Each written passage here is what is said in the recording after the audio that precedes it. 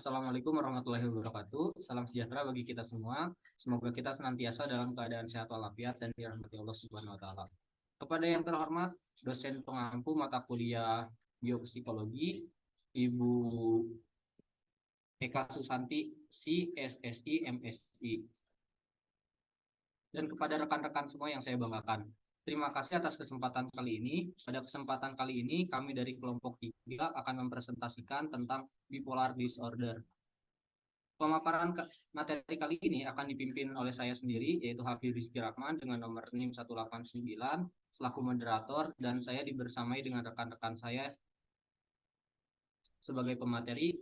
Ada Zahra Simfonia dengan nomor NIM 192, Salma Khairunisa dengan nomor NIM 175, Zalzabrina Rahma dengan nomor NIM 188, Muhammad Alfi Al-Fariji dengan nomor NIM 198. Di sini ada Mirza dengan keterangan izin. Selanjutnya. Nah, di sini kita akan membahas tentang definisi bipolar disorder, yaitu jenis gangguan kejiwaan atau psikologis yang ditandai dengan perubahan mood atau emosi, perasaan yang sangat ekstrim. Istilah ini mengacu pada suasana hati yang dapat berganti secara tiba-tiba dan sangat bertolak belakang seperti dua kutub bipolar berlawanan, yaitu posisi yang berupa rasa bahagia, hipomania atau mania, dan negatif berupa rasa sedih, depresi yang berlebihan.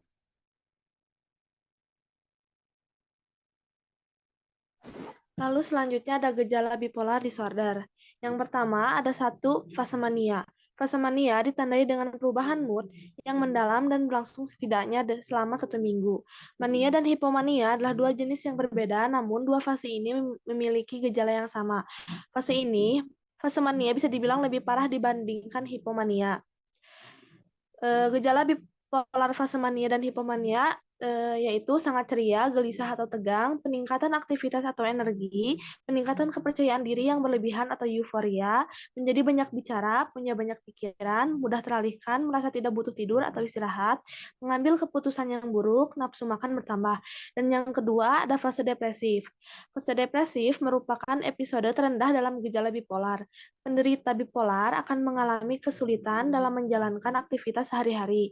Biasanya dialami sekitar 2 minggu, yaitu suasana hati tertekan, perasaan sangat sedih, perasaan kosong, merasa putus asa, kehilangan minat dalam melakukan sebuah kesenangan, mudah lelah dan kehilangan energi, sulit tidur atau terlalu banyak tidur, perilaku yang melambat, merasa tidak berharga, merasa bersalah yang berlebihan, penurunan kemampuan untuk berpikir atau berkonsentrasi, dan berpikir untuk mencoba bunuh diri. Yang ketiga ada fase eutimia, yaitu episode eutimia merupakan kondisi saat penderita bipolar mengalami suasana hati yang stabil dan tenang. Fase ini merupakan fase pertengahan saat mereka tidak terlalu bahagia atau terlalu sedih.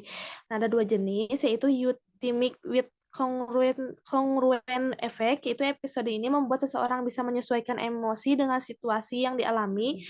Mereka bisa tertawa saat ada hal yang lucu atau menyenangkan dan bersedih saat suasana sedang galau. Lalu yang kedua ada Timic with reactive effect.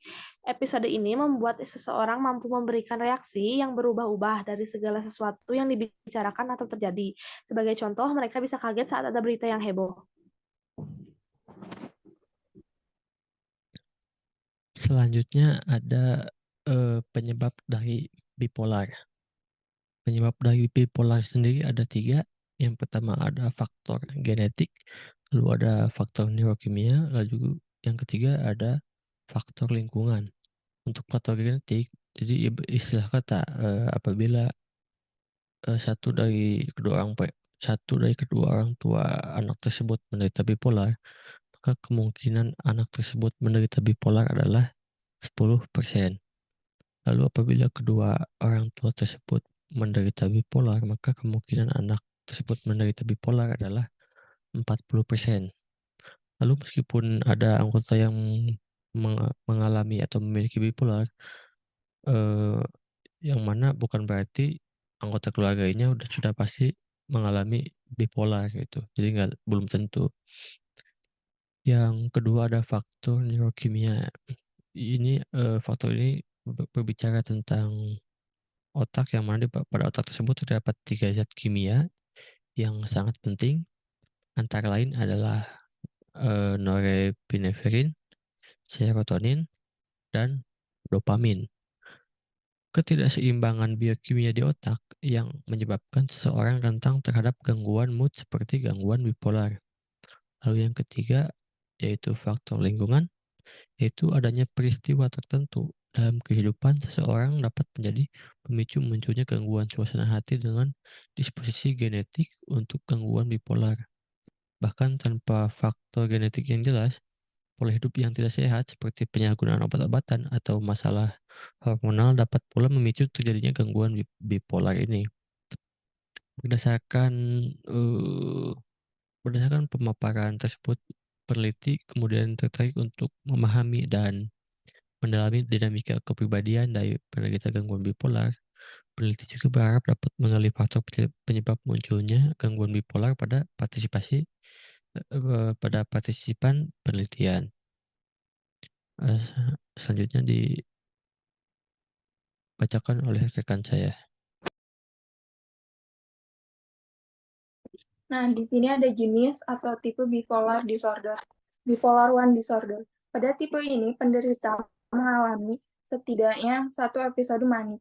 Episode manik dapat diikuti oleh episode depresi yang berkepanjangan atau episode campuran, di mana gejala manik dan depresi terjadi bersamaan.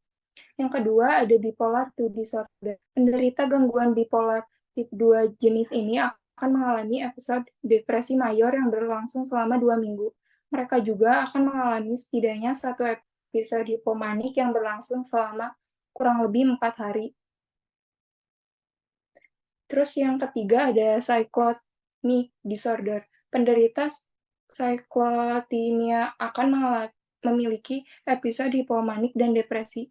Gejala kedua episode ini lebih pendek dan tidak memiliki tingkat keparahan dari episode mania dan depresi yang disebabkan oleh gangguan bipolar tingkat 1 and 2. Mayoritas orang yang memiliki kondisi ini hanya mengalami suasana hati yang stabil setiap 1 atau 2 bulan.